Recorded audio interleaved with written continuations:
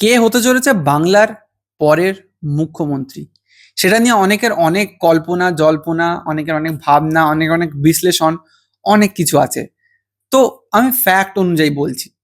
Upfront সামনে থেকে যদি দেখে নিই, মুখ্যমন্ত্রী হওয়ার একটাই ক্যান্ডিডেট, শুভেন্দু অধিকারী। শুভেন্দু অধিকারীকে মুখ্যমন্ত্রী করা হবে, তার পিছনে অনেকগুলো কারণ আছে।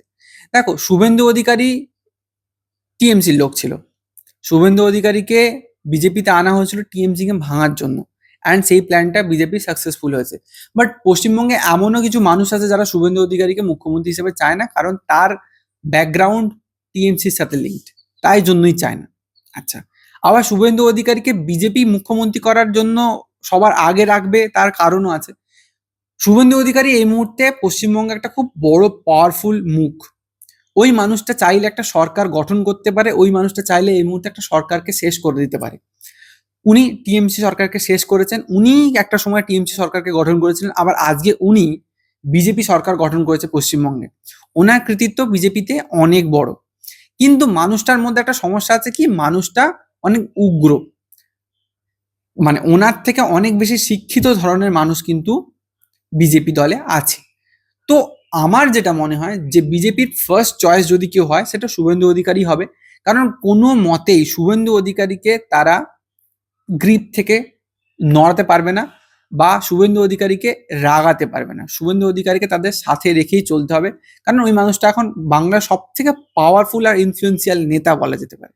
আচ্ছা, এরপরে এরপরে অনেকে বলছে শ্রমিক ভট্টাচার্য। শ্রমিক ভট্টাচার্য একটা পারফেক্ট ক্যান্ডিডেট সিএম হওয়ার জন্য। কারণ ওই মানুষটার কাছে শিক্ষা আছে, ওই মানুষটার কাছে জ্ঞান আছে, ওই মানুষটা উগ্র নয়। হ্যাঁ, আমি বলবো না যে ওনার রীতিনীতি বুদ্ধদেব ভট্টাচার্যের মতো না। উনি যথেষ্ট লড়াকু প্রকৃতির মানুষ, যথেষ্ট রেবেলিয়াস মানুষ, কিন্তু ওনার কাছে শিক্ষাটাও আছে সাথে সাথে। তো আমাকে যদি বলা হয় যে আমার সব থেকে পছন্দের ক্যান্ডিডেট কে হবে, আমি বলবো শ্রমিক ভট্টাচার্য। এবার দেখো, অনেক ক্যান্ডিডেট আছে বিজেপির ভেতরে ভেতরে, বা এটা তো পুরোপুরিভাবে আরএসএস ঠিক করে বা সেন্ট্রাল বিজেপির কিছু মাথা ঠিক করে। তো সেইখানে আমরা জানিও না যে কি হতে চলেছে। বাট আমরা প্রেডিক্ট করতে পারি যে এমন কিছু লোকজন বিজেপির অন্দরমহলে আছে যাদেরকে আমরা চিনিও না, কিন্তু তারা অনেক বেশি competent to be the CM of Bengal. ঠিক আছে, যেভাবে আর.এন. রবিকে বাংলার গভর্নর করা হলো, সেরকম আবার একটা কাউকে বড় মাথাকে তুলে নিয়ে, শিক্ষিত মাথাকে তুলে নিয়েছে হঠাৎ করে বাংলার মুখ্যমন্ত্রী করে দিতে পারে, এটাতেও কিন্তু আমরা না বলতে পারি না। তো সেই অ্যাঙ্গেল থেকে দেখতে গেলে একটা এমন ফেসও আসতে পারে যে যাকে আমরা কখনো হয়তো দেখিনি। এবার আমি একটু ফানি জিনিস তোমার সাথে শেয়ার করতে চাই, যে আমি একটা ভিডিও বানিয়েছিলাম, যেই ভিডিওতে বলেছে যে তোমরা মানে আম পাবলিক কাকে নেক্সট চিফ মিনিস্টার হিসাবে দেখছে। তো সেখানে সব থেকে বেশি ভোট কিন্তু শুভেন্দু অধিকারী পেয়েছে। আচ্ছা, তারপরে যদি বলো, শ্রমিক ভট্টাচার্য পেয়েছে, সুকান্ত মজুমদার পেয়েছে, আরো কিছু কিছু নেতা পেয়েছে। দিলীপ ঘোষ কই একটাও পাইনি। আই ডোন্ট নো, মানে দিলীপ ঘোষকে অবশ্যই মুখ্যমন্ত্রী করা হবে না। ওই মানুষটা যথেষ্ট রেবেলিয়াস, কিন্তু মুখ্যমন্ত্রী হওয়ার জন্য যোগ্য নয়। ওটা ওটা কোনোদিনই হবে না। তো সেই দিক থেকে দেখতে গেলে আমরা দেখতে পেলাম যে এই তিনটে নাম এসেছে বেশি। তার সাথে এমন এমন কিছু নাম এসেছে না, যেগুলো শুনলে তোমার চমকে যাবে।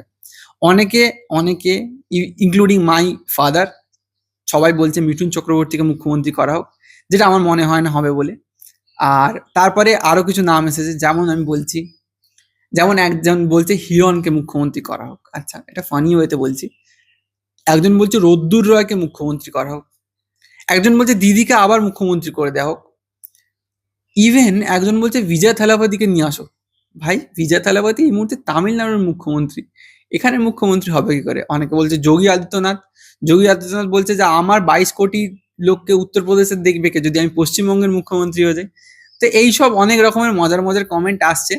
বাট স্টিল আমার মনে হয় যে শুভেন্দু অধিকারী মুখ্যমন্ত্রী হতে চলেছে এরপরে, বা হয়তো একটা কোনো নতুন ফেস, শ্রমিক ভট্টাচার্য, সুকান্ত মজুমদার বা দিলীপ ঘোষ, এদের আমি দেখছি না।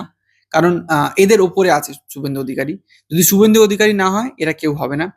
তো দেখা যাক, এটা তো পুরোপুরি সেন্ট্রালের ডিসিশন, এবার কি হয়। সবটাই আরএসএস এর ডিসিশন। তো এটাই বলার ছিল আমার। তোমাদের মতামতটাও তোমরা শেয়ার করতে পারো কমেন্ট বক্সে। কমেন্ট বক্স খোলা আছে। তো চলো, বাই, পরের ভিডিওতে দেখা হচ্ছে।